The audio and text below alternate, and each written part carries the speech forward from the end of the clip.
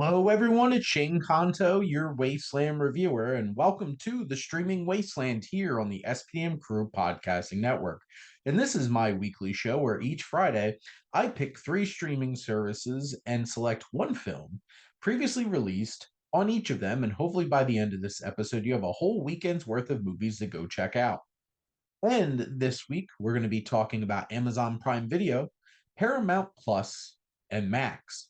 And let's get started over on Amazon Prime Video with a film that is very relevant right now, and unfortunately so because of the passing of the great actor Val Kilmer, who was an extremely talented actor and had so much potential and had delivered some great performances. It's just his attitude and some career choices and such, and unfortunately, illness took him in a completely different direction in his career. And he had some mean stinkers, but he also had some iconic performances, and one of which is streaming on Amazon Prime Video. It is 1993's Tombstone, and this pulpy western coming to you from director George P. Cosmatos and writer Kevin Jari. This is such a great film that packs so many impressive actors into this. You have the legend of the OK Corral. You have the Irk brothers and Doc Holliday trying to take down these cowboys, these cow punchers, these renegades out on the plains. And this film just has that big old school Hollywood kind of feel. Despite the fact that this came out in the early 90s, it's still channeling that old school Hollywood feel, that pulpiness. This and like Silverado and stuff like that. Take things from westerns and give it a little bit more of that entertaining kind of vibe that's a little bit more mainstream. Because, the Western is not a genre, especially today, that a lot of people connect to. But Tombstone is one of those Westerns that I think it would. And Val Kilmer is absolutely incredible as Doc Holliday.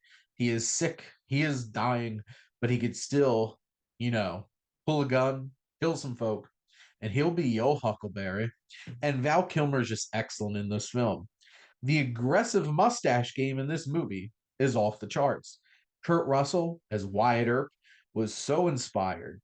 The steeliness, the fire in those eyes, and those eyes peering over that mustache is excellent. And you have the likes of, speaking of mustaches, Sam Elliott, Bill Paxton, Powers Booth, Michael Bean, Charlton Heston, Billy Bob Thornton, Thomas Hayden Church, Stephen Lang, and so many others. Like even Harry Carey Jr. was in this, Michael Rooker. There's just so many talented actors, even Billy Zane. It's quite impressive how many famous actors they got to be in this film. It has great action, it is thrilling, it is sprawling, it has weight and stakes, and some great shootouts, thrilling chases across the plains, and one great standoff at the end. And just there's a lot of emotion, there's a lot of charm. This is such a great, engaging, fun, and very approachable kind of Western that delivers in so many different ways. Next up, we have Paramount Plus, and I want to talk about the first feature film from one of Hollywood's most beloved directors, Paul Thomas Anderson, and this is Hard Eight. This came out in 1996, and this crime thriller, caper heist flick really put Philip Baker Hall in a role that let him shine as a leading man. He's not the kind of actor that got a whole lot of opportunities like this, and he really nailed it. He is hard, he's mysterious. And what's so great is you have other great talented performers here. You have the likes of John C. Riley, who was really on a streak there in early PTA career with this and Boogie Nights and Magnolia. You have Gwyneth Paltrow and Samuel L. Jackson. Really talented cast. It has a great feel to it. Paul Thomas Anderson really captured the vibe of a really effective, engaging crime thriller. There's grit to it. There's a neo-noirish feel to it. It's something that you just don't expect. And this is one of those kinds of films that you should go back and really appreciate where Paul Thomas Anderson came from long before so many of his great films, and he's still going, obviously.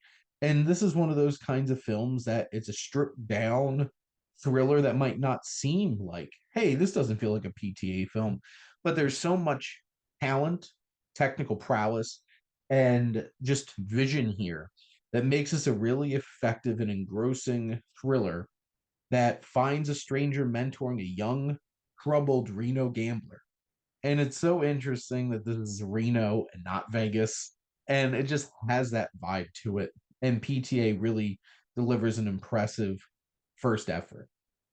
Lastly, we're going to head over to Max and go way back to 1925 to one of the great early comedy stars of the time. It's not Chaplin, it is not Buster Keaton, but it's Harold Lloyd. And this is The Freshman. A nerdy college student will do anything to become popular on campus. And when he's mistaken for like the cool kid on campus, he doesn't tell anybody no.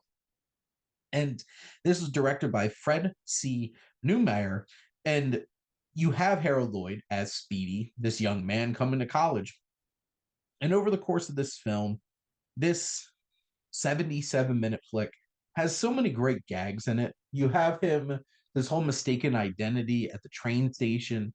You have this whole entire thing where he's trying to stand up and grab something on a stage, and the physical comedy that goes into it.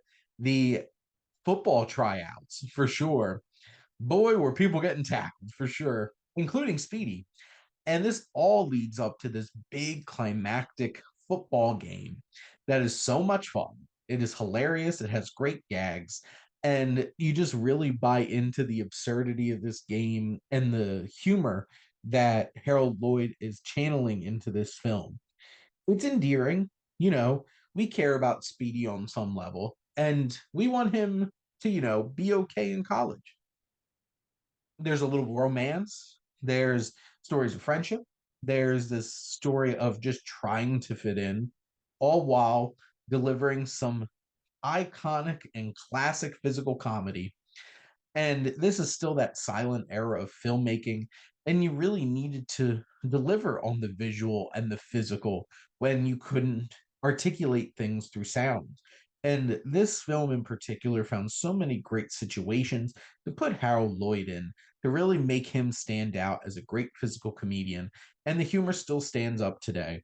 It's a lean, it's fun, it's just a charming good time, and you should totally check it out. But that's a wrap here on the Streaming Wasteland. Let's give this a little bit of a recap. Over on Amazon Prime Video, you have 1993's Western Tombstone. Over on Paramount Plus, you have 1996 crime thriller Hard Eight.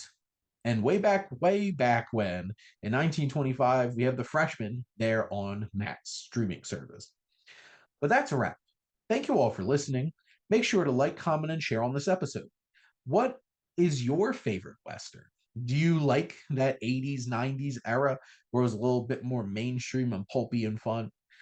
Do you like, what's your favorite like first outing for a famous director where it's all stripped down and has this very indie kind of feel? And do you have any particular favorite, like, are you a Chaplin? Are you a Keaton? Are you a Harold Lloyd fan? But make sure to follow and subscribe or listen to your podcast. There's so many great shows here on the SPDM Crew Podcasting Network. It's a little overwhelming at this point to keep up with all of them. We're ever expanding. And if you have ideas for podcasts or you want to be a guest, please sure to reach out and check out our website. And if you like our logo, check out HiFlyer Creative for all your digital marketing needs. But most importantly, thank you as always for tuning in, supporting your here, supporting the Streaming Wasteland on the SPDM Crew Podcasting Network.